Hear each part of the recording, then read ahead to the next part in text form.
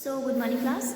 We have completed last chapter that LPG liberalization, privatization, and globalization. Okay, and we have continued to our next topic, that is just a summary of this chapter. Okay, now we have we are continuing to our topic, that is demerits of LPG policy. LPG policy merits and demerits, because it has some merits also and demerits also. Okay, so what are the merits of LPG policy and demerits of LPG policy? LPG policy, that is vibrant economy. Indian economy has definitely become a more vibrant economy, क्योंकि जो इसकी GDP है, जब हम LPG policy के बाद की बात करते हैं तो जो GDP है वो थोड़ा हाई हुई है as compare to before LPG policy. Okay, industrial production थोड़ा बढ़ा है, क्योंकि पहले लाइसेंसिंग सिस्टम था, अब लाइसेंसिंग सिस्टम रिमूव हुआ है. सिर्फ 5 कंपनीज को, इंडस्ट्रीज को लाइसेंस की जरूरत है, अदरवाइज नहीं है. तो सेकंड हुआ है stimulant to industrial production. Okay, then you can say third one is check on physical deficit. Physical deficit में थोड़ा सा चेंज हुआ है कि जो डर था पहले कि हमें इंडियन इकोनॉमी में इंडियन उसमें जो फॉरेनर्स डरते थे इन्वेस्ट करने से, वो सब चीज़ें अब खत्म हो गई है. Okay, check on inflation. Inflation में भी चेंज हुआ है. Owing to a greater than flow of goods and services, rate of inflation has been lowered. अब कम हुआ है, क्योंकि पहले सब कुछ गवर्नमेंट के अंडर था, गवर्नमेंट जितना फिक्स करती थी उतना ही रेट पे दिया जाता था. ठीक है, लेकिन अब it according to the producers demand. Okay, then next one is consumer sovereignty. Consumer sovereignty has happened over a line last time. जो डाइवर्स ग्लोबल मार्केट्स हैं, अब वो easy reach of the buyers के अंडर पहुंच गए हैं. मतलब हर कोई अब उसको खरीद सकता है, बाहर के प्रोडक्ट्स को भी. ठीक है, प्रोड्यूसर्स ज़्यादा रिस्पॉन्ड करते हैं कंज्यूमर चॉइस को और उनकी प्रेफरेंस को.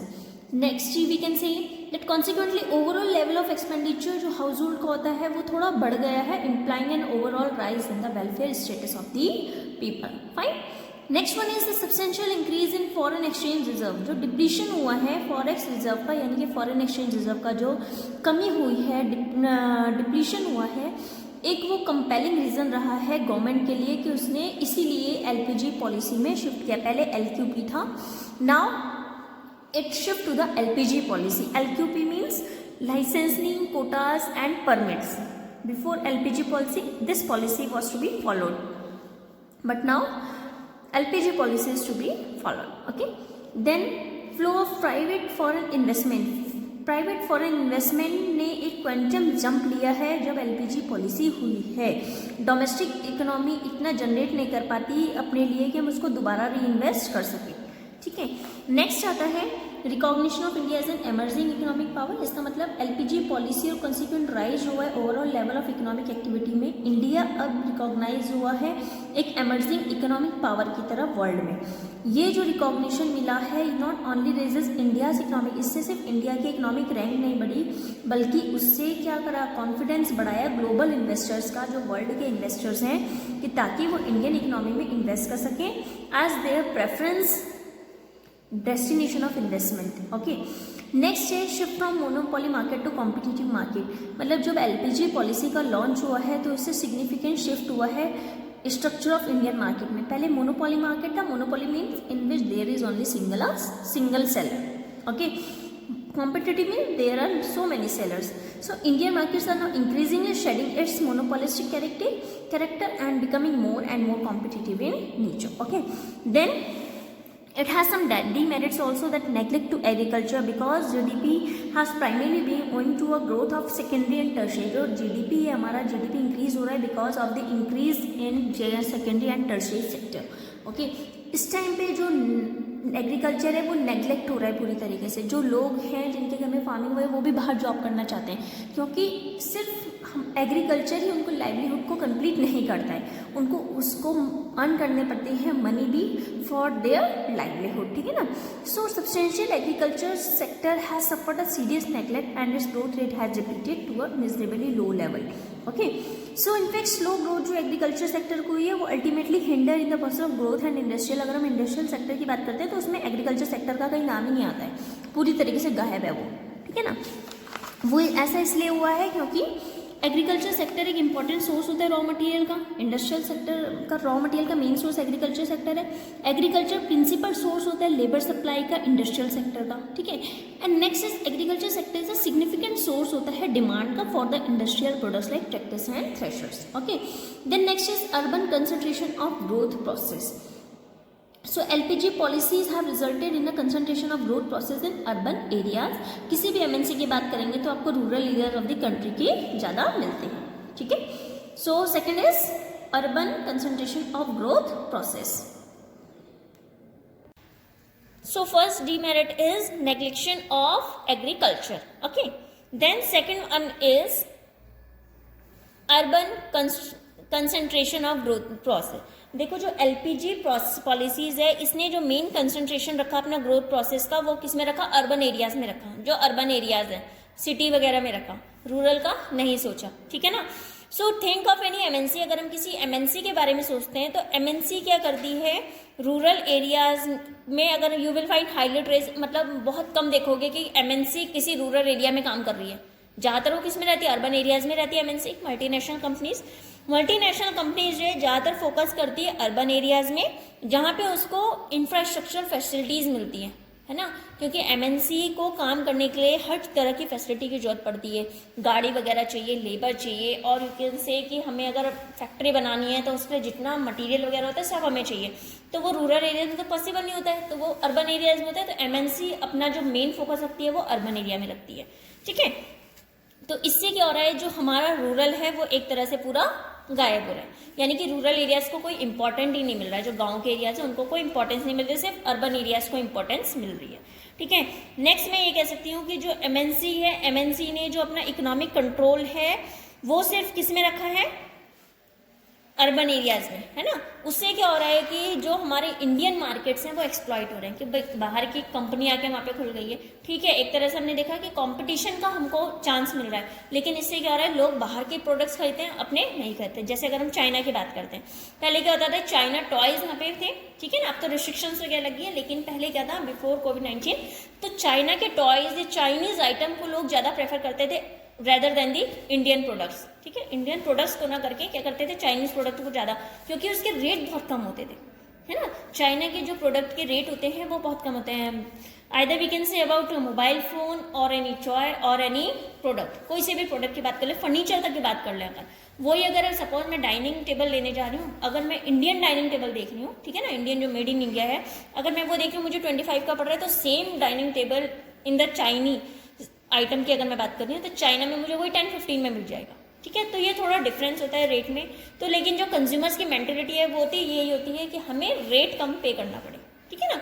फीचर सेम देखते हैं, लेकिन कहते हैं जब ये सस्ता है, ये नहीं देखते हैं कि वो उसकी क्वालिटी कैसी होगी, क्योंकि चाइना क्वालिटी नहीं देता है, ठीक है ना, वो रेट कम देता है लेकिन उसकी कोई क्वालिटी नहीं होती। आपको बताओ चाइनीज आइटम जल्दी टूट जाता है, ठीक है, तो उसकी लॉन्ग लाइफ नहीं होती, लेकिन जो हमारे इंडियन प्रोडक्ट्स होते हैं उसकी लॉन्ग लाइफ होती है ना। जैसे अगर हम ये जो दिवाली पे लड़ी वगैरह यूज़ करते हैं, उसमें भी हम लोग बोलते हैं कि चाइनीज़ लड़ी 40 या 50 की मिल जाती है, सेम लड़ी अगर हम इंडियन की बात करते हैं तो 120 या 150 की मिलती है, because of their quality difference है, लेकिन रेट दोनों का बहुत ट्रिपल हो गया ना, इंडियन तो उससे ट्रिपल हो गया, वो क्या है 40 की है, ठीक है। तो ये थोड़ा डिफरेंस हो जाता है। तो इससे क्या हो रहा है, हमारी जो इंडियन मार्केट थे वो अपने जो हमारे प्रोडक्ट्स थे उसको एमएनसी उसको एक्सप्लॉइट कर रही थी, मतलब पूरी तरह से बेकार कर रही थी जो इंडियन मार्केट्स हैं अपने प्रोडक्ट्स को बेच के, ठीक है ना। Next we can say spread of consumerism. Next आता है स्प्रेड ऑफ कंज्यूमरिज्म, यानी कि जो स्प्रेड है एमएनसी का हमारी कंट्री में as a consequence of LPG policy has related in a large scale spread of consumerism. इससे कंज्यूमरिज्म का लार्ज स्प्रेड हुआ है लार्ज स्केल में।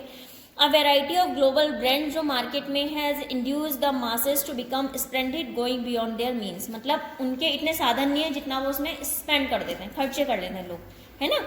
तो इससे क्या हो रहा है कि लोग जो हैं डेप्ट में फंस रहे हैं, मतलब एक दूसरे को देख के, क्योंकि आजकल क्या है जो रिच है वो तो इजीली अफोर्ड कर लेता है, लेकिन जो पुअर लोग हैं वो नहीं अफोर्ड करते, लेकिन एक दूसरे को देख के क्या करते हैं, उसकी जिद करते हैं कि हम भी वैसा ही करेंगे, तो उससे क्या करते हैं वो बोरोइंग्स लेते हैं, ठीक है। तो उससे किसको फायदा हो रहा है, एमएनसी को ही फायदा हो रहा है, क्योंकि उनके तो प्रोडक्ट्स बिक रहे हैं, उसको उससे तुम लोगों को कोई वो नहीं है कि तुम लोग कैसे कर रहे हो, तुम पे उसका मीन्स है या नहीं है, मीन्स मतलब तुम पे साधन है, लेने लायक हो, अफोर्ड करते हो नहीं करते हो, इट डजंट मैटर, ठीक है, फॉर द एमएनसी। नेक्स्ट आता है lopsided growth process. LPG has assisted the growth process of the Indian economy but it is lopsided. मतलब ग्रो तो करा उसने, मैंने कह दिया कि ठीक है इंडियन इकोनॉमी में जब LPG आया है तो इससे ग्रो तो हुई है लेकिन लॉपसाइडेड हुई। लॉपसाइडेड मतलब हमें दिख नहीं रही है वो कि कैसे ग्रो हो रही है। So it is not an inclusive growth process, it does not include all the sectors of the economy. इसमें सारा इंक्लूड नहीं है, सारे सेक्टर्स की बात नहीं करी, क्योंकि मैंने जैसा भी आपको बताया एग्रीकल्चर सेक्टर इसमें पूरी तरह से नेग्लेक्ट हो रहा है ना। सेकेंडरी और टर्शरी को लोग ज्यादा इंपॉर्टेंस दे रहे हैं, एग्रीकल्चर को नहीं दे रहे। Instead it is increasing relying on service sector of the economy.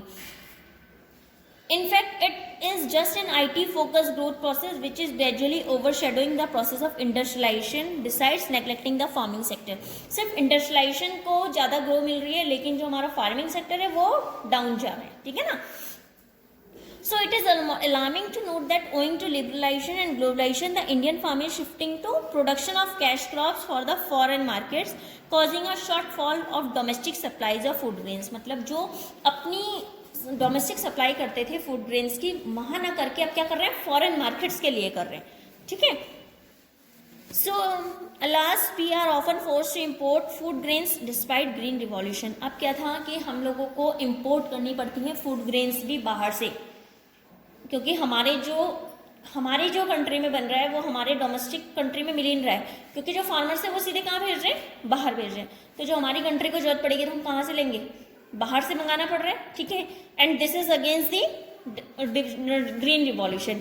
तो इससे क्या करना पड़ रहा है, हमको इंपोर्ट करने पड़ रहे हैं food grains from the outside, okay. Next is cultural erosion. Cultural erosion means globalisation has also led to cultural erosion in the Indian society. इसके कुछ इकोनॉमिक वो है, जैसे कि इकोनॉमिक प्रॉस्पेरिटी ने एक पूरा लीड ओवर कर लिया है पैरामीटर्स ऑफ लाइफ पे। Next is everybody wants to be economically independent. हर कोई चाहता है कि मैं इकोनॉमिकली इंडिपेंडेंट बनूं, मतलब अपने आप पे डिपेंडेंट बनूं, किसी और पे निर्भर ना रहूं, ठीक है। ये नहीं देखते कि उनकी फैमिली के लिए क्या रिस्पॉन्सिबिलिटी है या सोसाइटी के लिए क्या रिस्पॉन्सिबिलिटी, सबको अपना सोचता है, ठीक है। Next you can see loyalty towards the family and loyalty towards the society which used to be strong holds of the Indian social culture are being discarded as useless vile virtues in the material। अगर हम materialism की बात करते हैं तो ये सब चीजें गायब हो गई हैं लोगों में से, ठीक है। And this is all due to the LPG. ये डीमेरिट्स हैं हमारे एलपीजी के, ठीक है। So we have talked about LPG merits and LPG demerits, okay. Now last topic is which way to go. So should we not subscribe the LPG policy? तो क्या तुम सोचते हो कि LPG policy according to the merits and demerits, क्या लगता है तुम्हें कि LPG पॉलिसी होनी चाहिए और नहीं होनी चाहिए? So it is a deliberate issue, but avoiding the pros and cons of LPG, the two graders can definitely make one concrete observation. LPG policy एक वे है कि ताकि हम ग्रोथ और डेवलपमेंट को एक्सेलरेट कर सके, ठीक है। Indeed, pursuit of LPG policy was to great extent of a matter of economic compulsion rather than a matter of choice। अब ये चॉइस नहीं है पॉलिटिशियन की होनी चाहिए नहीं होनी चाहिए, लेकिन अब ये इंपॉर्टेंट पार्ट बन गया है हमारा इकोनॉमिक का कि LPG है, ठीक है। However, a compulsion should never mean an object surrender. It is strongly recommended that LPG policy pursued करती है guarded precautions के साथ। Notably, we must see to it we do not surrender to big players in the international market। हमें ये देखना चाहिए। Second, we must see to it that we do not compromise with economic interests of our domestic producers while allowing a free access to the foreign investment। मतलब कि हमें ये देखना चाहिए कि हमें कॉम्प्रोमाइज नहीं करना पड़ता जो इकोनॉमिक इंटरेस्ट होता है डोमेस्टिक प्रोड्यूसर्स का। डोमेस्टिक प्रोड्यूस मतलब जैसे सपोज मैं इंडियन इकोनॉमी से रिलेट करती हूँ, इंडिया से रिलेट करती हूँ और मैं यहाँ की प्रोड्यूसर हूँ, ठीक है। तो ये मेरे पे एक तरह से पूरा वो नहीं रहता है, मेरे पे कोई कॉम्प्रोमाइज नहीं करना पड़ेगा मुझे कि भाई अगर, क्योंकि मेरे को फ्री अलॉय है, फ्री असर्स है कि मैं बाहर जाके इन्वेस्ट कर सकती हूँ, बाहर वाले यहाँ के, तो मुझे किसी का दबाव नहीं रहेगा, ठीक है ना। Second, we must see to it we do not become economically subservient to multinational company, मतलब हम इकोनॉमिकली किसी के मल्टीनेशनल कंपनी के एम्प्लॉय नहीं बनेंगे। अगर हम लोग काम करना चाहते हैं तो ये हम काम करेंगे, कोई जबरदस्ती नहीं है कि बाहर की कंपनी आके हमें जबरदस्ती काम कराएगी, ठीक है। It is according to our choice that we have to do or not, okay। so we must be a position to channelize FDI यानी कि foreign direct investment more into areas of infrastructure rather than the retail trader or you can say fast food junction like KFC and Domino। हमें जो है FDI में invest करना चाहिए, ज़्यादा से ज़्यादा एरियाज जो इंफ्रास्ट्रक्चर के एरियाज हैं, यानी कि अगर हम KFC डोमिनोज वगैरह की बात करते हैं उसमें ना करके हमें इसमें इन्वेस्ट करना चाहिए। Okay, so this is all about the new economic policy, economic reforms since 1991. Okay, now we will move to the next chapter, poverty. On Monday we will study about it, what is poverty, who are poor. Okay, we will study about it. So first you just think about it, read this chapter again, okay, and do home assignment based on this lecture. Thank you class.